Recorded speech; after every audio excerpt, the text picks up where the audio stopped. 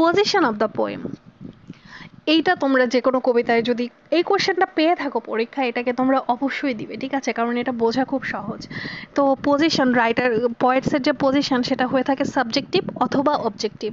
তো সাবজেক্টিভ যেটা কবি নিজের সঙ্গে রিলেট করতে পারবে, ঠিক আছে, নিজেকে ফিল করতে পারবে, নিজের সাথে রিলেট করতে চাইবে বিষয়টাকে, আই উই এই টাইপের ওয়ার্ড ইউজ করবে, সেগুলোকে তোমরা সাবজেক্টিভ ভাববা। অথবা পুরো কন্টেন্টটা কবি নিজের সাথে করছে, ঠিক আছে, নিজের থটস দিচ্ছে, নিজের লাইফের রিফ্লেকশন, নিজের লাইফের কিছু হতে পারে, ঠিক আছে, তখন বুঝবা যে এটা হচ্ছে সাবজেক্টিভ। আর অবজেক্টিভ হচ্ছে নিজের থেকে দূরের কোনো কিছু, অর্থাৎ নিজের সাথে রিলেট করছে না।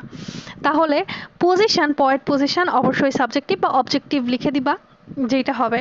এবং কেন সেটা সাবজেক্টিভ, তাই না?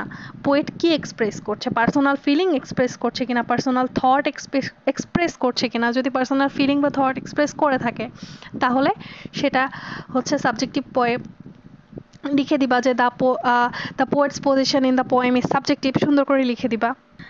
Because the poet expresses his personal feelings and thought.